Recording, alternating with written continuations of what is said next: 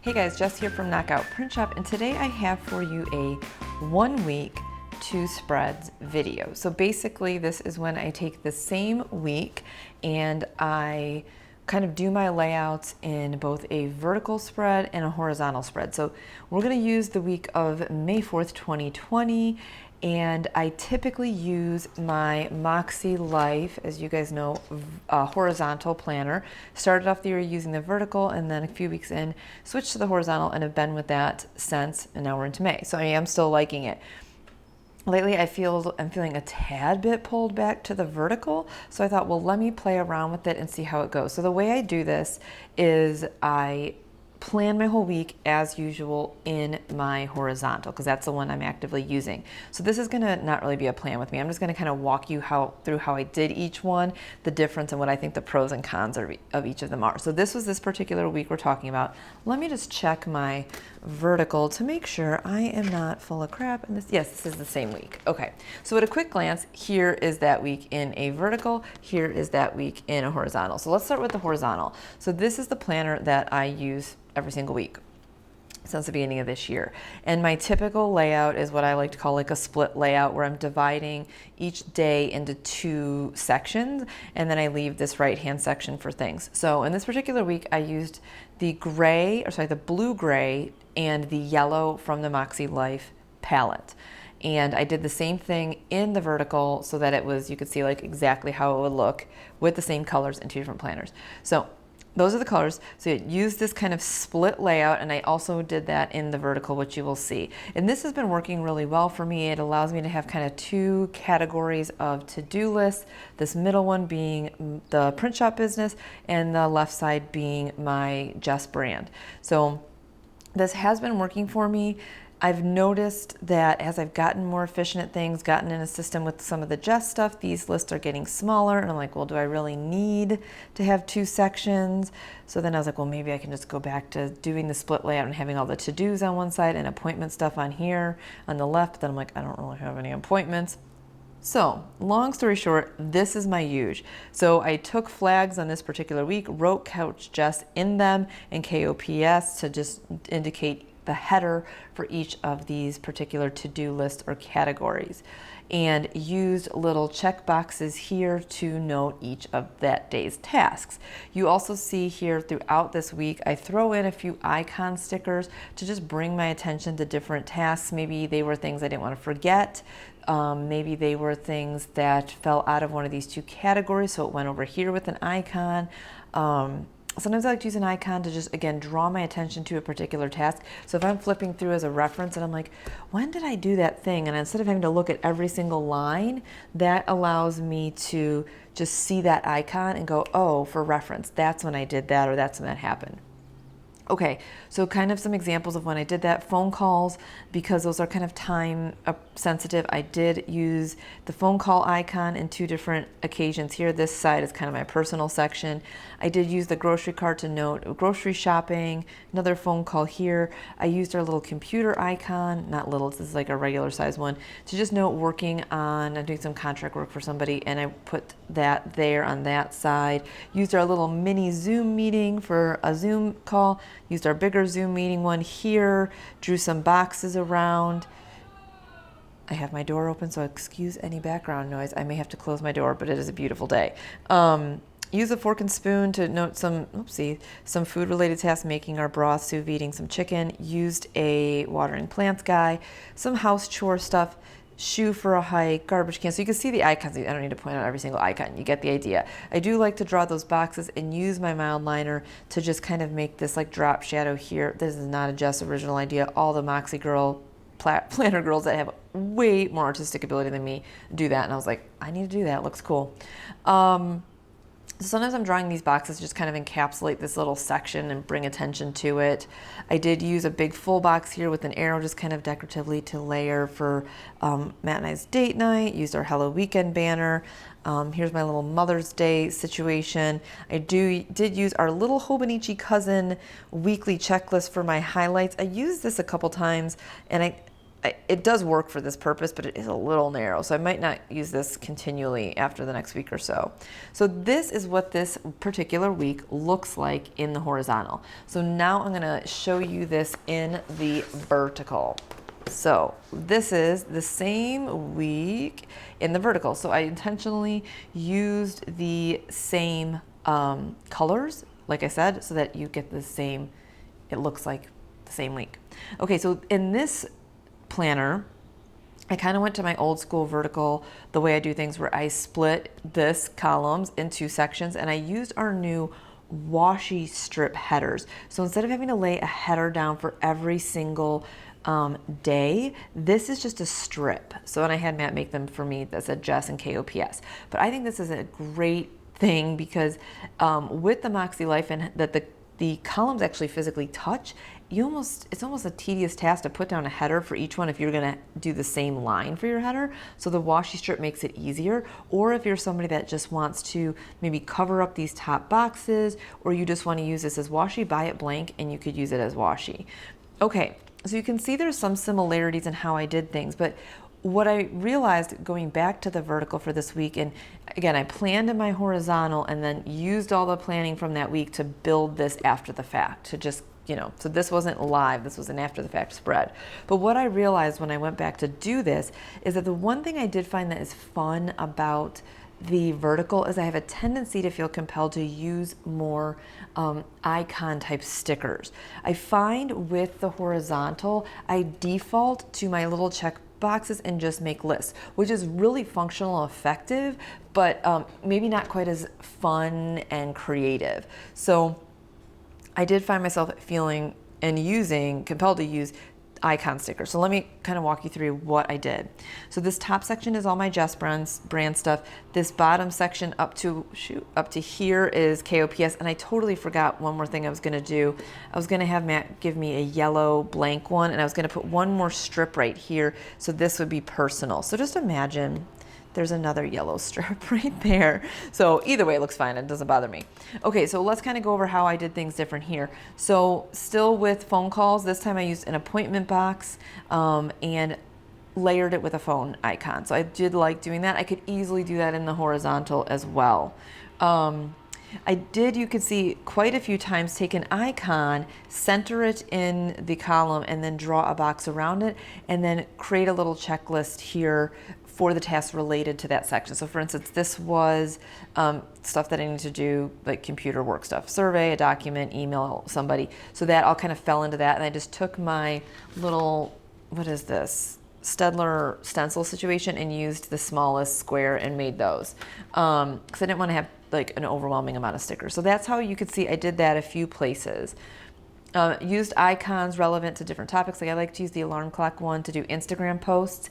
And you can again see how I'm using more icons. One of the reasons I don't think I do that as much here in the horizontal is if I were to put an icon like this size for each one of these tasks, it would just take up way too much room because it's a shorter or not as tall of a section.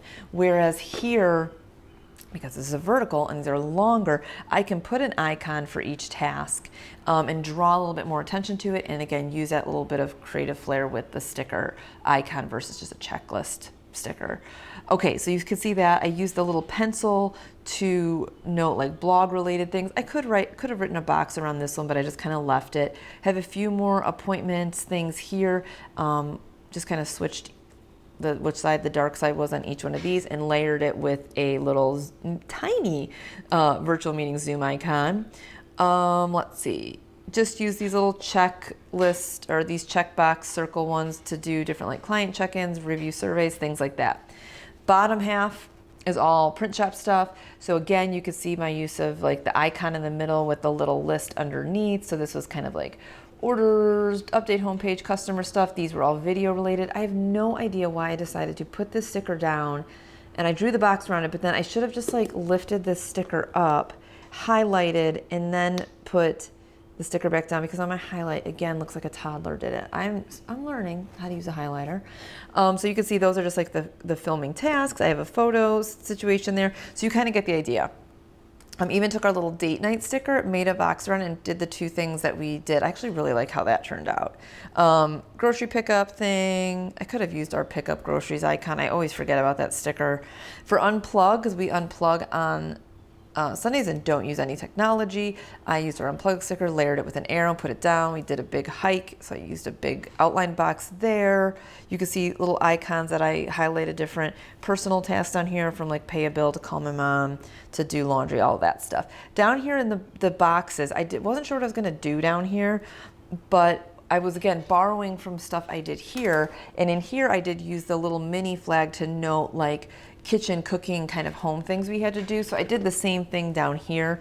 I just alternated these little mini flags. I made bread this day, we made yogurt, made broth. This one's obviously blank. Then here I took our Hobonichi daily tasks sticker thing, and I just used this to make a daily task list in addition to my daily habits, and then put my word of the year in there. So that was kind of a cool way to use this section. I think this, no, it will not fit in here. It's too long for in the vertical or in the horizontal. Did my, habit tracker here, and I have my highlights. I use the same sticker, so in the horizontal, here it is. In the vertical, it's the same size. It's the Hobonichi one, and then I just took a flag and created a header, which I could move this down and do that same thing there. Okay, so just to give you, maybe I'll show you like this, because that's kind of a good way to see them side by side. Let's see if I can get them in frame here. Okay, so this gives you a side by side of the same week, at least Monday through Thursday, in the Makse Life Horizontal and the Makse Life Vertical. So the pros and cons. I think the things I still like about the horizontal is that it reins in my to-do list, because there's a more limited space. So instead of getting my obsessive, like, I'm gonna write down every single thing I did and try to do so much in a day, this size alone gives me a little bit more boundaries around how I'm using my time. So there's that. Like I was saying in the beginning, I still think this format, as far as splitting this day into columns, is working for me. If I begin to see that this Jess stuff, the load as far as my to-dos on any given day is lightening, I may go back to only having a to-do section, maybe a time-based section, and use this for personal, or play around with a different way to use this. So there's that.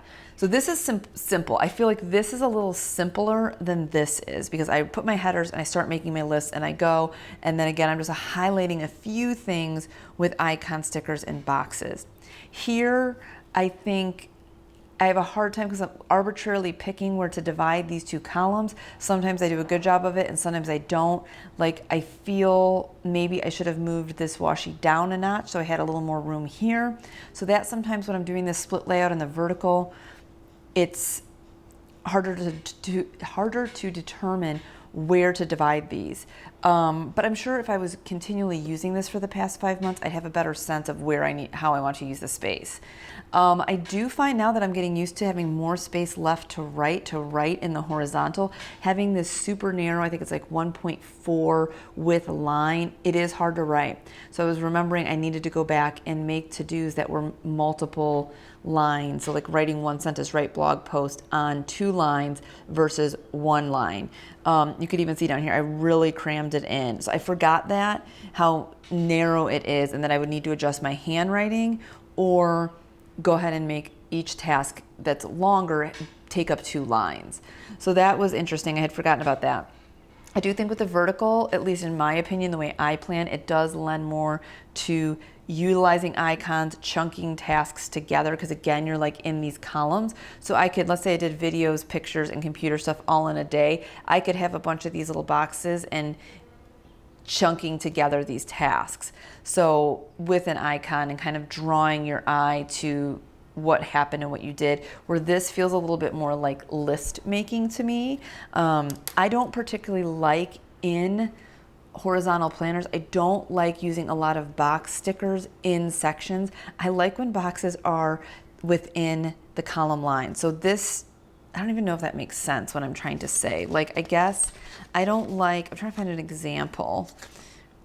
What's an example here? So like, I don't like these kind of stickers in here quite as much. I'm trying to, So like this, I don't feel like I like that as much as when I have like an appointment sticker in between each column, which is why I tend to put appointment stickers over here. So that's just like a weird OCD thing. I have no idea why that is. I just feel like it looks more organized that way. So that, but you know, in the vertical, I still feel like I could potentially have a bunch of unused space. Like I didn't make really good use of down here. I know a lot of people use this for meal planning, gratitudes, things like that. I haven't been doing any meal planning in my planner anymore. That's just not something I need to do or that works for me. So one of the main reasons I moved over to this is simplicity, to the horizontal, and to not feeling like I have so much white space. Because like if there was a day I did one thing and nothing else happened that day, it's like all this white space, it just like bothers me. I'm like, I didn't do anything that day. Whereas on a day like one of these days where I didn't do a lot, it doesn't feel like there's so much white space that I did nothing. Again, this is just a weird neurotic thing that I have. If you don't care about white space and you have one thing to do that day, maybe you don't care, and that's totally fine. Let's flip it so that you can see the weekend, like Friday through Sunday. Let's see, can you see this? Okay. Okay, so you can see, again, some similarities. Like I didn't use the unplugged on Sunday, but you can see hike I just had here. Probably if I had been thinking about it, I might have drawn a box around this, made that a little cuter. But I do like how layering stuff looks in these columns, and again, drawing these boxes. I think covering up these I don't even know what these are called, like the gratitude, these are like extra space down here, with something like a daily task tracker or something else may make this section more useful for me or anybody that's like, I don't know what to use that bottom section for. Let's see what else. I'm trying to think.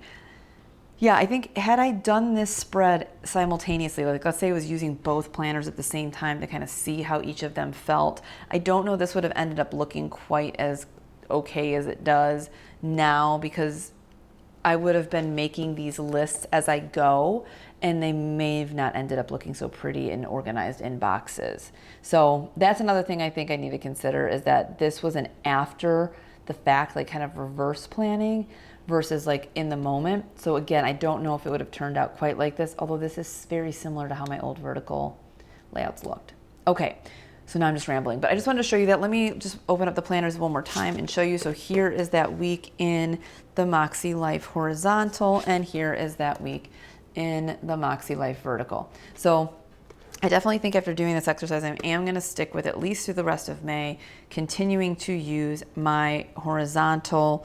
Maybe I'll do another go at doing it in the vertical, or maybe I'll do it simultaneously, although that sometimes can feel a bit frustrating to double write everything at the same time.